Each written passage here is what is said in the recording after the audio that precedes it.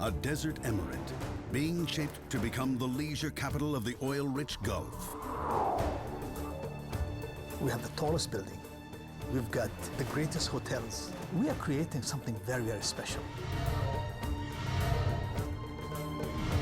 A centerpiece of this new Dubai will be a shopping mall designed to outstrip all malls, with 1,200 shops and a slogan as brash as its scale: everything you desire. Completed to a next to impossible deadline. The biggest challenge that we had to face is time.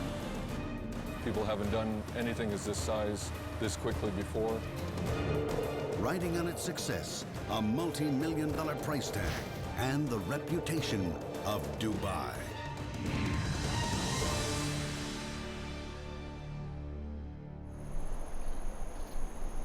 The desert sun rises over the Dubai Mall, the city's shining new landmark. In 3 days, the mall will open. Everywhere you look, over 10,000 workers are frantically racing to beat the clock. Miles of railings left to polish, acres of marble still to clean. Mannequins are waiting for their flashy threads. The mall, sold as the best Dubai has to offer, is now in a desperate race against the sheer scale of this project's ambition. Bob Fields, the new head contractor, is on his rounds. He has a lot of ground to cover.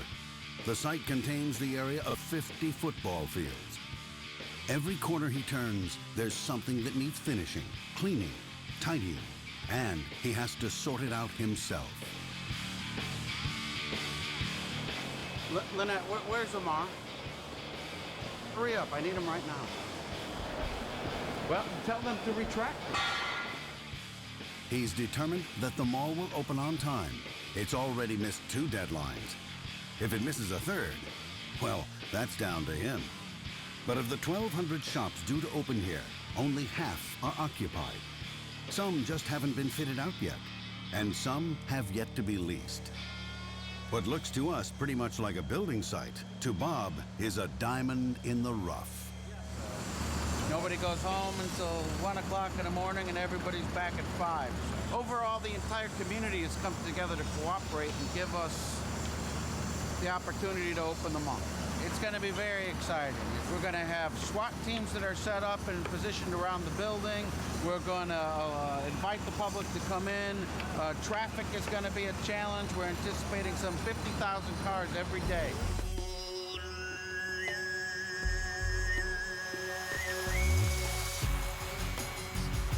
The thousands who thronged the mall when it eventually opened will never know the real story of those frantic final hours. They would have come to see a mall worthy of Dubai.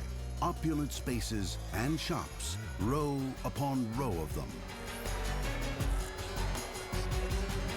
There's a vast aquarium to wonder at, with a massive acrylic viewing panel bigger than any other in the world.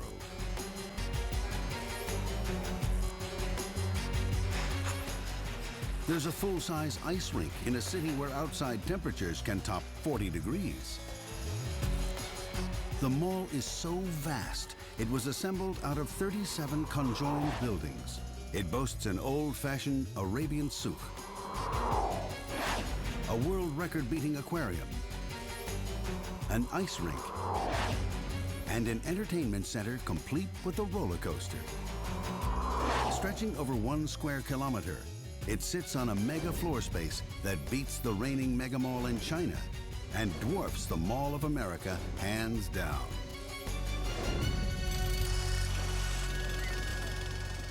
Two years back, and a formerly empty stretch of sand is being turned into this retail palace. The project is badly behind schedule. Going by best laid plans, it should have opened by now. Angeline Chan, chief architect, is on one of her regular visits to the huge spaces that she's helping to create. Future ceiling heights for the tenants. Let's go see the precast panels. It's bigger than anything she's yet done. Probably the job of her career, with some touches she's particularly proud of. I think my personal favorite spaces in the whole mall are all the atrium spaces. The atrium spaces, the 3-story high corridors, even at this stage, when you walk around the mall, and finishes aren't even in yet, but you can feel the majestic spaces that surrounds you. I'm just left in complete awe. There's no time for her to relax and enjoy the view, though. Every time she comes here, there are technical challenges to be faced. The knottiest problem, to get column-free roofs over the vast atrium in place on time. So what's the contractor promising us now? You're probably looking at about February next year for this. The biggest challenge that we had to face is time. We're given the task of building this mall in 28 months. Months behind the original schedule. It's not just the open halls that are causing problems. The whole design is throwing up challenges for the architect. The complex has been designed as 37 separate buildings. Local codes say all structures must hold up against earthquakes up to 5.5 on the Richter scale. So each building is reinforced by sheer walls that withstand lateral force. A side-to-side motion won't bring it down. A 100-millimeter gap between each building not only allows for expansion in the desert heat, but if one should fall in an earthquake, it won't bring down any others with it. While Dubai does not stand in a high-risk area for earthquakes, the disaster in Bam in nearby Iran was felt even here. In 2003, that devastating quake left 43,000 dead, 30,000 injured. Many perished as buildings collapsed. In Dubai, no one is taking any chances. More than anyone outside the royal family, one man is responsible for the shape of modern Dubai.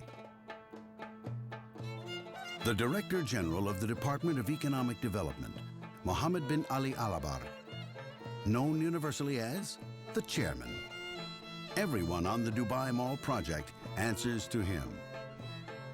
So you can give me a discount. Our rates compared to them is very reasonable. We will work together. I appreciate it. I will do all your rates I need open your book. help. Open book. I'll do open book with you. Fair? Fair. Open. But the chairman is nothing if not a hands-on boss. It means he comes up with changes to the design. Today, he's not too pleased with the fountains he's paying top dollar for. Last week we had to kind of decide that, you know, we're taking some walls out, some water feature that, in my views and my management view, that was obstructing fountain views. We're putting beautiful restaurants overlooking this $100 million fountain. Can you please take the wall down and let them see the fountain? Simple. The first reaction is, yeah, it's very, very painful. And there's always a deadline to chase, yeah. So it's never an easy task. I like to get involved in sometimes in some of the design element, which maybe I'm a little too involved, to be honest with you. Well, his involvement here is one that will reshape Dubai. Next to the mega mall, he's also set his architects challenges that include the world's tallest skyscraper. We are creating something very, very special in this area. We have the tallest building. We've got the greatest hotels. It's going to be something that people recognize us. So what the chairman wants, the chairman gets. Back at the site, Angeline has to break the news to the construction head, Jim Scobie. We've been looking at this for about 6 weeks, 2 months. So it's been 6 weeks? What we'd like to do is, if we can go ahead and redesign this quickly and get it to them. Okay. So the next time we meet Sister... For a minute there, it sounded like a plan. Oh, really? But there's a catch. Okay. Whatever we design, and we're probably coming up with 3 alternatives, has to be presented to the chairman and all that. Angeline tries to make light of it. No, just do it in between the piers or something. I mean, She always finds a way to make the changes the chairman asks for. So it might be some sort of lightweight canopy structure. And you just hang around here, you sip coffee, you listen to the water, this nice sound, and then birds chirping. Today is a good day. Everyone politely goes along. Pretty much on the impossible task. People haven't done anything as this size this quickly before. And if this wasn't enough, there's a sandstorm approaching.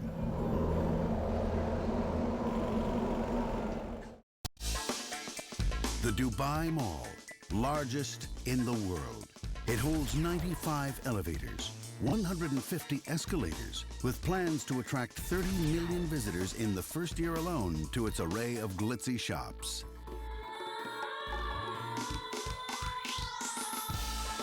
At its center is the aquarium with 400 sharks. In total, more than 33,000 marine creatures can be viewed through a panel so large, it's in the Guinness Book of World Records. The chairman made sure of that. The size is, it's important, but it doesn't really shake me. But yes, I want to know how big it is, what's in there, how many species. So they say, we've got 33,000 species in this thing. We've got 400 sharks. Say, okay, now we're talking,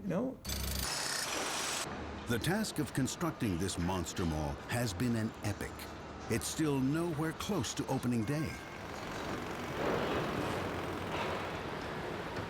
Every day, the night shift of 2,500 workers heads for some well-deserved rest. The day shift of 10,000 workers picks up its tools. It's tough work in the raging heat of the unforgiving sun. Temperatures in the desert emirate can hit over 40 degrees in summer. Heat exhaustion is an ever-present danger, especially for a foreign workforce, acclimatizing to the local weather and the demanding schedule. Currently now, the work on site doesn't stop at all.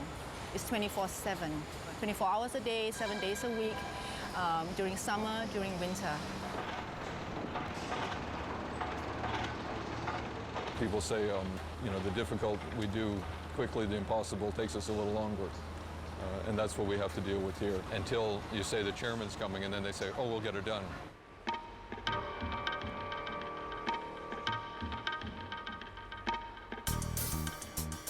The chairman, Mohammed bin Ali Alabar, is responsible for some of the shiniest new buildings in Dubai. And today, he's coming to the mall for a viewing. He likes to be hands-on. Tell them, please, again, I need someone to trim these palm trees around the square. Still, dead leaves are hanging. Yeah? Okay. And I'm very bad. I pick bad things easily with my eyes. On another trip, he noticed the colored panels on the facade of the gold souk were not to his liking. I think it was maybe a little too dark. So I said, these shades are not matching from the main road. I said, it will reflect badly on us. I think they had to take the panel down and probably replace. Once it's completed, the mall will open onto a boulevard on the scale of Paris's Champs-Élysées. Now the chairman wants to see how the grand entrance to the mall is progressing. He wants to be sure it'll make the right impression.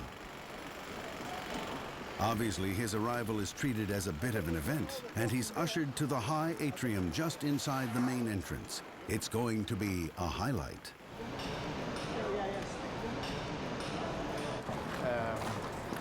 I believe that about the maintenance issues and all the rest, but when we check and they're ceramic they're going to be very, very nice. He listens knowledgeably to the explanations of the decisions being made. The boss tries his best to be enthusiastic. Also, 3 areas. Then he zeroes in on the details. All your columns are finished one color, huh? One cladding.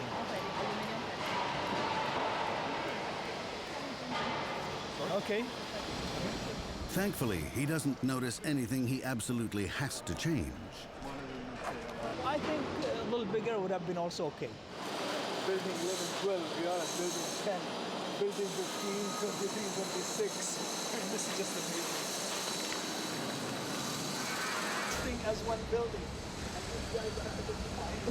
Well, I just want to go and shake every small guy's hand who put it together brick by brick. Who put in the granite floors. I feel like, I want to do the opening so quick, and the opening should be for them. Thank you, guys. In another part of the mall, the little guys are frantically rushing for opening day. One of the most important attractions at the mall will be the aquarium. Once done, it's designed to impress. That means it's going to have to be big. It will hold 10 million liters of water, equivalent to 4 Olympic-sized pools, and acrylic panels 750 millimeters thick will hold back the enormous pressure of the water. By heating and cooling the panels, the joints will disappear, creating a single panel so big, it'll make the Guinness Book of World Records.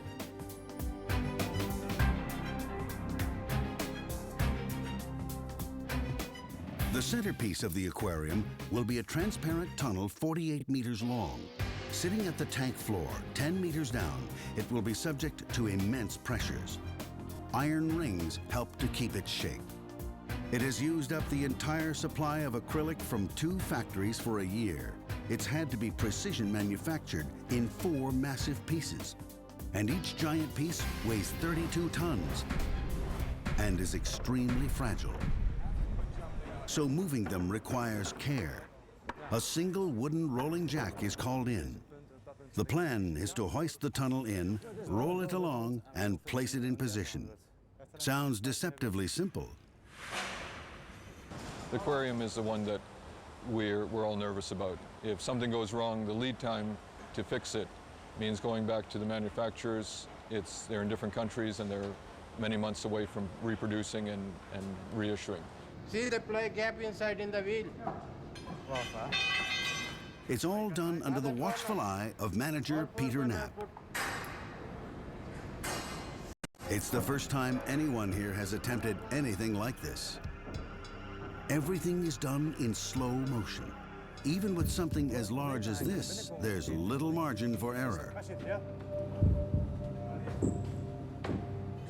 The skilled workers build up the supports to level the jack before it inches up to take the weight of the tunnel. The tunnel lifts into the air all right, but soon the crew spots something. The tunnel is distorting under its own weight. The pressure has forced the sides to curve inward. If they set it down now, it will shatter. My worst nightmare is if it were to fall and it breaks. They're built in the States. They have a fabrication time of a number of months. It takes a number of weeks to get here. Because we have to bring the tunnel back in, there are things outside that cannot be done until the tunnel section is here. So the entire project, or part of the entire project, is going to be delayed for half a year to a year. Dubai's not shy about flaunting its extravagant projects, such as the world's biggest man-made island, the Palm Development, home to many of the world's rich and famous, and some of the highest property prices. Oil money has been pumped into the famous Burj Hotel. Now the mega mall is rushing to join a Dubai being rebuilt for a day when the oil money runs out. And as always, no innovative job is without risk of delay, even if it's from a simple sandstorm, which cuts down work to the bare minimum.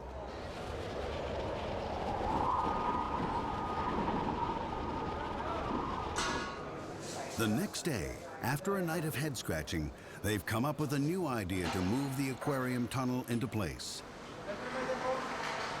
In theory, the plan should work. The measurements add up. So they spread the load, and the tunnel is now balanced across 2 separate jacks. The supports come down piece by piece, and slowly the tunnel inches downwards. But just when they think the plan is working,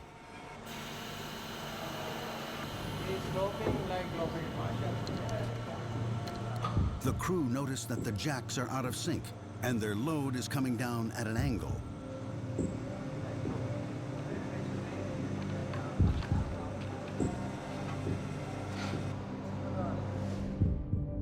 The pressure of 32 tons of acrylic is concentrated onto one corner. If they try to set it down, the edge will snap off. It's not an easy job. There is stress because If something goes wrong, there's, the consequences on it, so that does put quite a bit of stress on you. Peter keeps at work, adjusting with his control units, balancing the two jacks carefully, keeping the tunnel straight. After 8 hours, he thinks he's got it right. No one knows for sure until the tunnel hits bottom. All that remains is to haul it into place with a rather simple lever and pulley system. Only another 3 pieces to go. When they're all in place, they will be welded together, made watertight, and covered with 10 million liters of water.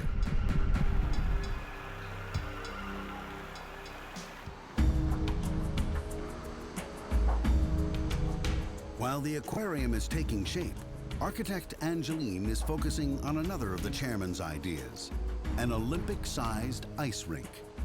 Layers of concrete are going down and being smoothed off. Even at this level, below the surface, bumps will mean uneven ice. Angeline has come back to talk the roof through. The rink can accommodate 400 skaters at a time. So the roof is going to be massive, and they plan to use natural light, creating a Swiss cheese structure with the desert sun beating down through 60 skylights onto the ice below. About the impact of the sun, the studies will be coming back in a couple of weeks' time. I think the worst case scenario is that we may have to introduce film to just take maybe 5–10% of the direct sunlight off. The sheer heat could be a problem for the ice.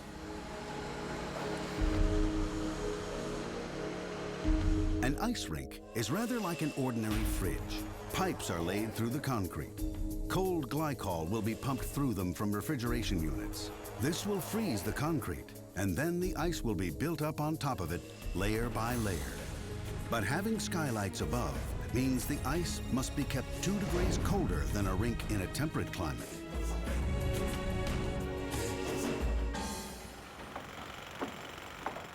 Everything on this site is geared to breaking records. You need cranes to shift all this big stuff around. In fact, there's been so much construction in Dubai that it's said that up to 1/4 of all the world's stock of cranes can be found here. The biggest at the site is the Demag 2800. There are just 50 of these 600-ton monsters in the world, and they're only called in for jobs that no other crane can take on. Somebody hurry, they want to need job hurry, but the machine cannot move like this. Patient we need first this heavy crane. George and his Demag have been called in today to start lifting the pieces for the roof of the entertainment complex. Each load has to be lifted one by one.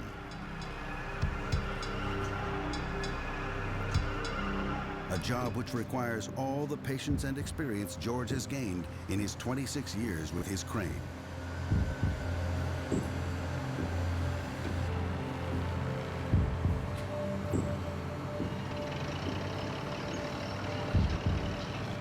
Some people are angry, some people shouting. That time we want to keep silent like that.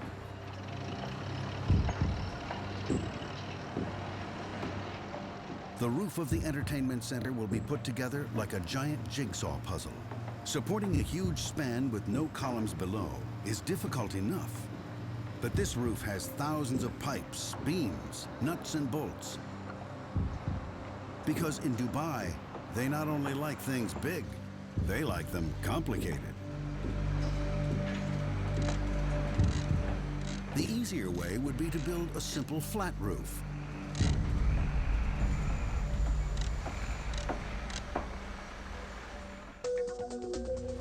But this will have an undulating design, which means that not only do the trusses and joints have to be rock solid, but they're amazingly complex. Each piece has to be designed and manufactured individually. Of course, the design was a special request from the chairman. I think you should have a little bit of taste, so now we want to do something better, we want to do something creative. And the entertainment roof is just one of 69 roofs that will come down over the mall. It was one of the most complex roof structures that we've ever done, with the many skylights that we've designed, each different from the other. We were setting ourselves this huge task. One factory in Dubai has upped the number of machines, ramped up its manpower, and has been working round the clock for the last 4 months to get the roof parts made. Once the intricate computer designs arrive, the work begins. It requires a surprisingly fine touch. The hand of the operator guides the computer designs. Every hole, every cut, every weld has to be millimeter exact. Any mistake, and the pieces won't connect on site, and the roof can't go up. By now, the factory should have delivered all 14 support pairs.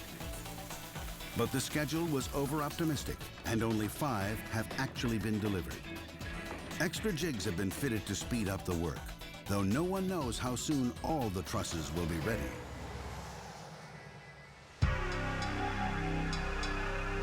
Back on site, the trusses are delivered, and despite all the efforts of the engineers, they are proving hard to fit. And the structural engineer that designed it is saying it has to be dead on, we can't move anything. And the construction engineer is shrugging his shoulders at me saying, I can't build it. Many months after Dubai promised the world its largest mall, the roof has yet to come down.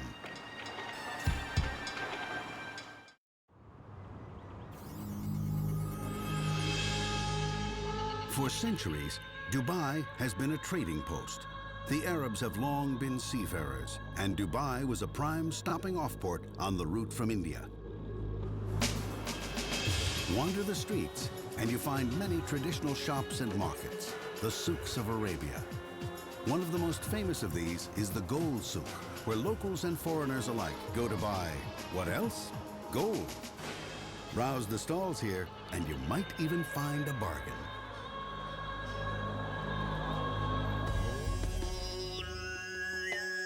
The plan is to include an echo of the gold souk in the brand new 1 kilometer squared Dubai Mall.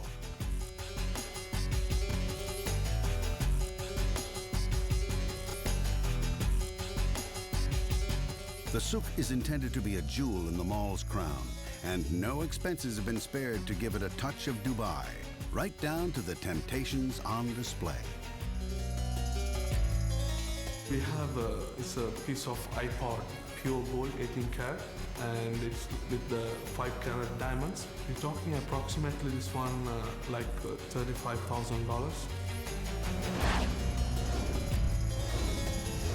The Gold Souk is just part of this world record-beating mall. Among its 1,200 shops is a record-breaking aquarium, an Olympic-sized ice rink, and an entertainment center complete with a roller coaster under its massive roof. It's a mall that could not be built without a grand ambition. This is huge. We will be having almost 30 million people coming in annually to this mall. So my challenge was still and then is that how can I bring people with maximum comfort and let them go home with maximum comfort, which is a challenge personally for me. For people to come to this mega mall and make it worth building in the first place, it's going to have to be a pretty special experience. So the chairman was very careful in his choice of architects. Angeline Chan heads a team of architects on this project. They started with just 6, but now, At its peak, we had about 90 architects on site. the job they had to make the mall function at a human level. Not easy, and this job was left in the hands of one of her team members, T, an expert in getting people around large buildings without getting lost. Dubai Mall is basically like, a huge quadrant, you know, so that's the circulation area that you move around. The loop keeps shoppers moving through the mall. With no side alleys and narrow passageways, people won't get lost and can spend their time spending money.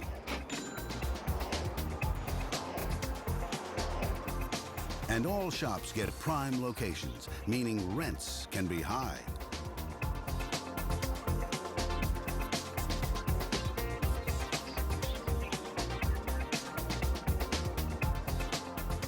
For the less intrepid shopper, the architects also designed a shortcut through the loop. This leads past the aquarium, a landmark to help shoppers keep their bearings. The architects also resorted to a tried and tested trick. Big spaces like anchor tenants, we try and put it at, you know, like between the extremities of the shopping mall so that whatever shops in between will benefit from the traffic traveling between these two malls. Simple signposting is enough to guide the shoppers from one atrium to another, and there's always something to look at. At off-peak times, these huge spaces could seem very empty, so every atrium is filled with things to look at to keep the mall feeling busy. To tempt people to stick around, the prime way of doing this is strategic positioning of food and beverages, places to eat and drink for you and me. You try and put them where you can have like nice views or where you can actually spill out into the open areas. Outside the mall, when the desert heat is less intense at night or during winter, the chairman's multi-million-dollar fountains have been designed to keep the diners lingering and tempting them to come back.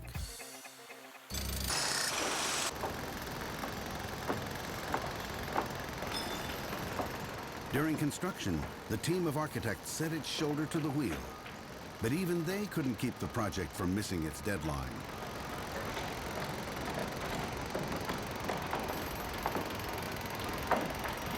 Months past the mall's original date for opening, and the roofs are still only going onto the individual buildings, each one different and bringing its own headaches with it.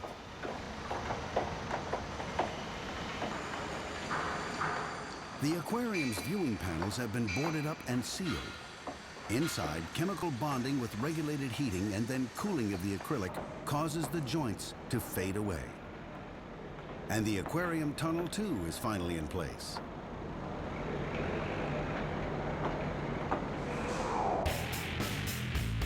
In the meantime, the lead contractor has changed. Bob Fields is now in charge, bright-eyed and bushy-tailed. Hey, Hank, can you send somebody over to tenant space GF 110 and have the graffiti removed from the wall? By the structural steel's just been completed, so we're going to be cladding it and putting glass in it here shortly. But Bob is just getting to know how the chairman is running the project. We did have a chairman's meeting just a few days ago. I mean, we're still very much committed to June 30th. They also communicate to us clearly that we cannot miss. We cannot miss the date. So I want to make sure that we get it done. And I mean, I'm not going to get it done. All these guys are going to get it done. But I just want to make sure that they're all challenging themselves accordingly. But soon enough, he misses this deadline too.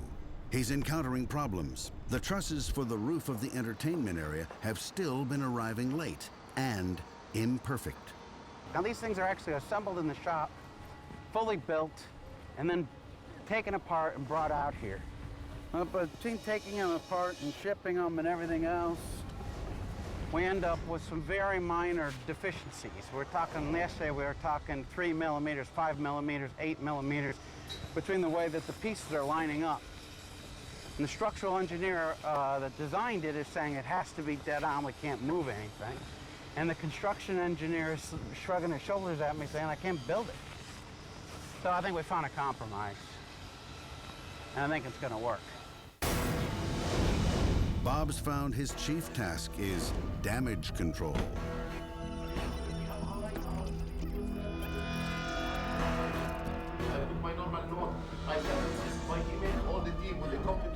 If a guy has an issue, he needs to come because that's where the rubber hits the road. And that can mean banging heads together. You guys are all grown-up professionals. You know exactly what we're talking about here. All this little conversation is for the third time. Through threats and persuasion, the mall slowly gets completed. Bob's team has come up with ingenious ways to meet the deadline. They have set up a workshop within the site to make the fiberglass facade that'll cover the mall. So supplies are always at hand. But even as the finishing comes up, new complications set in. Everybody has to be very careful while moving in there. We don't need any damage to this, because once you damage it, means that we're gonna rip down. You hear this? You hear what he's just saying? A lot of times a guy will come into a meeting and he'll represent that everything's a problem. All the floors can't go in. All the ceilings can't go in. By the time you settle him down and nail him down, you find out there's 2 or 3 issues. The goal that I set for finishing in June is absolutely obtainable, and we will obtain it. And an optimist is the difference between an optimist and a pacifist, or somebody that's negative, is going to be whether they understand what the work is. So after months and months of war rooms, the facade goes up, the roofs come down, the mall slowly gets ready. There's 170 escalators in the building. For the 30 million expected to descend on its stores in the first year alone, acres of marble and glass begin to dress the bare concrete. The souk is given its expensive finishing touches.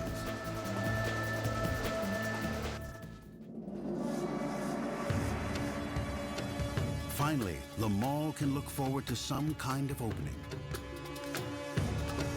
It's been an epic struggle, but with one last effort, the biggest mall in the world should be able to fling open its doors in just 3 days. You know, the world's watching and they're having that expectation and they're coming to visit the mall. Our challenge will be is that opening the mall, welcoming people, serving them, cleaning the mall, maintaining the mall, looking after the retailers, looking at safety, looking at security. You know, I worry all the time. And maybe worrying all the time, well, that's why I don't gain weight. I worry all the time. And he has plenty to worry about. With the press invited to an opening just 3 days away, few, if any, of the shops seem fit to open to the public, and 600, half, are expected to. Even the gold souk, the mall's pride and joy, seems a long way from being ready. But the gold-colored panels the chairman wanted changed has been done, even if the boulevard isn't quite looking like the Champs-Élysées yet. But in any crisis, there's always the optimist. There should be a truck coming in to clean the drive one last time. The water features, of course, working.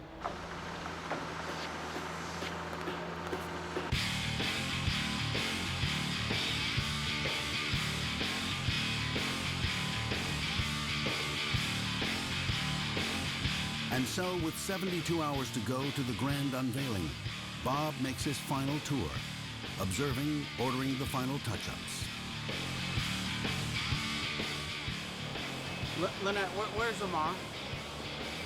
Hurry up, I need him right now. Well, tell them to retract it.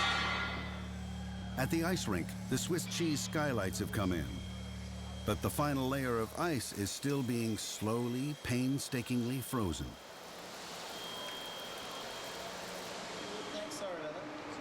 Thankfully, the aquarium is ready, and it's feeding time for the 32 sand tiger sharks. Lunch is usually slices of mackerel and milkfish. Expensive tuna is on the menu as the occasional special treat. The sharks only consume about 15 kilograms of food daily, a tenth of all the food the kitchen prepares every day. Unless they get regular meals, the sharks could wreak havoc in their enclosed environment. We have the largest stock of sharks anywhere in the world. In the sea, they would take every opportunity to feed that would pass them by. With a routine like feeding at the same time each day, having a food type that's specific to them, and also definitely our behaviors can condition the sharks to realize that food will come every single day. Every shark, every ray has been implanted with microchips. And they're all monitored here for their growth from the time they arrive at the tank, their health, their fertility. They need to be monitored if they are pregnant. But one thing Paul need not worry about is the sharks snacking between meals. They would much prefer to wait for the divers to deliver food than to invest energy in hunting. So it eventually, within a month, it starts to settle down and the sharks really pay no attention to the fish that are swimming past them. But the fish need more than just feeding. Every day, the 10 million liters of water in the tank circulate through a set of filters for cleaning. The temperature is kept just right at 24 degrees Celsius to keep the fish happy. 40,000 liters of seawater make its way to the mall. It's a journey the trucks will be making every day for years to come. Each month, slightly more than 10% of the total water in the giant aquarium. And these truckloads are there simply to top up the natural daily losses from filtration and evaporation. Though it doesn't go straight in with the fish, Gulf water is salty. It has to be diluted, then cleaned and filtered. Okay, so the area that we're in now is the life support system for the main tank of the aquarium. So this is the heart of the aquarium where all the water is processed, cleaned, conditioned before reintroduction back with the animals. The system monitors the oxygen content of the water. Its acidity, the air and water pumps, the filters, everything is automated. And there are fail-safes built in. Nothing is left to chance when it comes to the fish's welfare.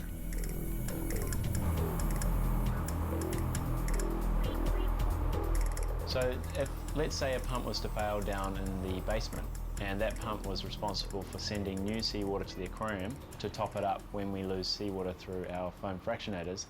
Now, if that pump fails, then it will send me a SMS alert in case I'm outside my office, and it'll also send an alert to this office. With everything running smoothly, the aquarium looks set to be the highlight of the mall opening. When you go and you look at it, it really touches my heart. And then straight away I say, oh my God, how can I see the kids? I want to see the kids running around this thing. And against the odds, the ice rink has come together. The ice has formed, so much so they can even get the Zamboni out and smoothing off the surface, ready for the first skaters.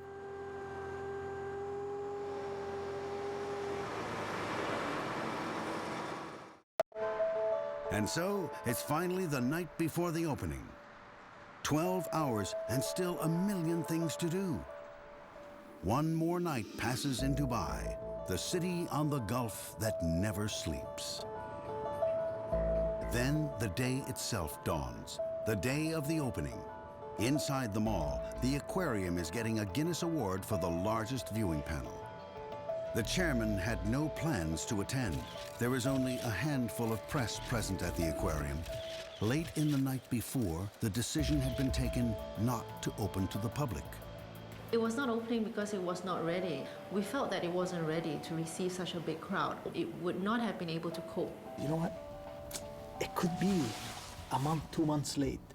In my business, this is once in a lifetime. And for us to do it well and to do it right, 1 month, 2 months, that's fine. Even if the signs declare the Dubai Mall open, once again, it's missed its deadline.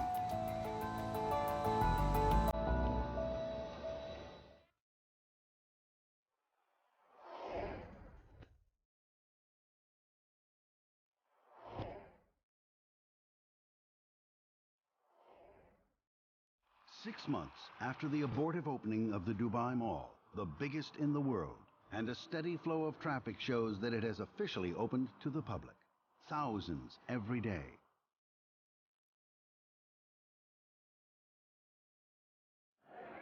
The massive atria are now filled with people, livened up with the noise and bustle of marching bands and stilt walkers.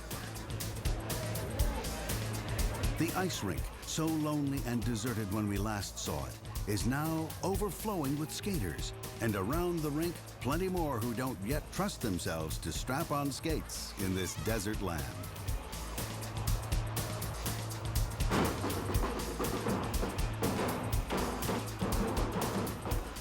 most importantly, the shops that have opened seem to be doing brisk trade, just as planned.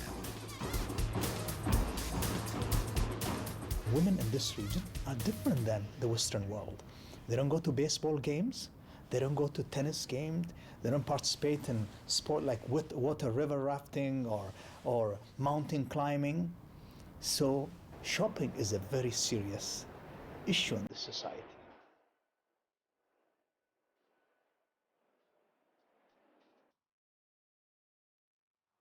The undulating roof has finally been fitted onto the entertainment center with all its joints and trusses. Though whether it's strictly accurate to say that the delay is just 1 year is also open to question. The actual entertainments inside are far from finished. Mock streets look down onto yet another construction site, though the track for the roller coaster is at least in place. It's going to take some while yet to fill this space and open it to the public. Frankly, with the many changes, it's a wonder it's got even this far. The mall is open, it's functioning, and people are visiting. Opening any mall this size is a gamble, but one done in true Dubai style, it may yet pay off.